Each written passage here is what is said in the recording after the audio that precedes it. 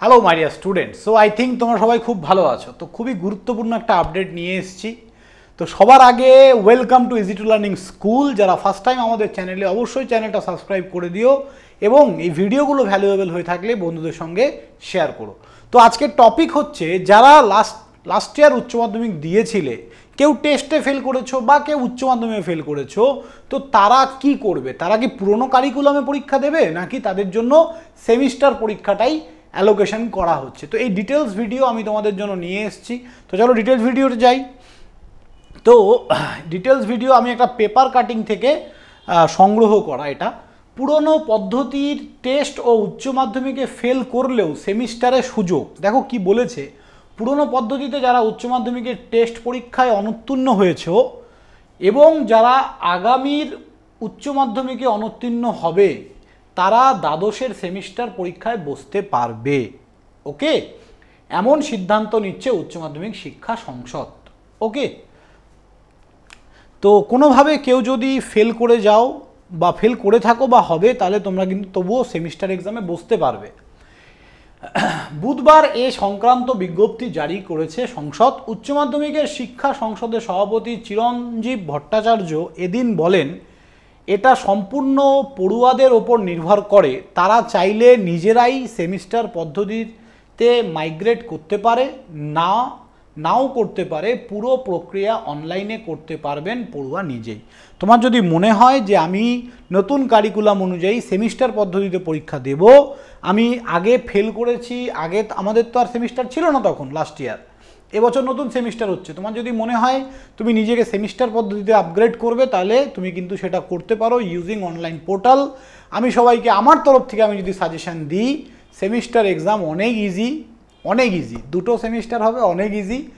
যারা ফেল করেছো বা টেস্টে ফেল করেছো, ডেফিনেটলি মাইগ্রেট করে নাও। হ্যাঁ, সংসদ জানিয়েছে আগামী 25 এপ্রিল থেকে 31 মে পর্যন্ত অনলাইনে এই সংক্রান্ত আবেদন জানানো যাবে, অর্থাৎ প্রায় 1 মাস সুযোগ মিলবে। সেক্ষেত্রে পড়ুয়াদের কাউন্সিলিংয়ের নিজস্ব ওয়েবসাইটে গিয়ে অপশান ফর্ম পূরণ করে আবেদন প্রক্রিয়া সম্পন্ন করতে হবে নির্দিষ্ট সময়ের মধ্যে। তো যারা সেমিস্টার সিস্টেমে আসতে চাইছো, 25 তারিখ, এপ্রিলের 25 তারিখ থেকে 31শে মে পর্যন্ত তোমাদের 1 মাসেরও বেশি টাইম দেওয়া হচ্ছে। কাউন্সিলের পোর্টালে গিয়ে তোমরা এটা নিজেরাই করতে পারবে। আরেকটা কথা বারবার আমি বলছি, এই ব্যানারে তোমরা যে দেখছো ফর অ্যাডমিশন যে একটা নাম্বার দেওয়া আছে, ওই নাম্বারে কল করে কেউ ডিস্টার্ব করো না ভাই।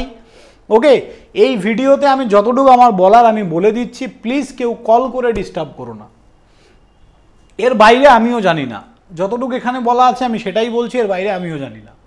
তবে এক্ষেত্রে পড়ুয়াদের প্র্যাকটিক্যাল পরীক্ষার বিষয়গুলি সেমিস্টার পদ্ধতির মধ্যে দিয়েই নিয়ে আসা হবে।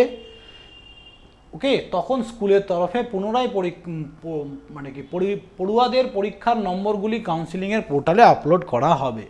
ঠিক আছে, প্র্যাকটিক্যাল এক্সাম কিন্তু চেঞ্জ হচ্ছে না, যা ছিল তাই স্কুলের তরফ থেকে সেটা পোর্টালে আপলোড করা হবে। উল্লেখ্য, চলতি বছরের শেষবারের মতো উচ্চ মাধ্যমিক পরীক্ষা পুনঃপাঠ্যক্রমে হয়েছে, তাই প্রশ্ন উঠতে শুরু করেছিল, যারা এবার পুরানো পদ্ধতিতে টেস্ট উত্তীর্ণ হতে পারলেন না, তারা তো সেমিস্টার পরীক্ষাতে পড়াশুনো করেননি, তাদের কি আবার নতুন সেমিস্টার পদ্ধতিতে পড়াশুনো করে উচ্চ মাধ্যমিক দিতে হবে? ধন্দে অনেকটাই সমাধান করলো উচ্চ মধ্যশিক্ষা পর্ষদ।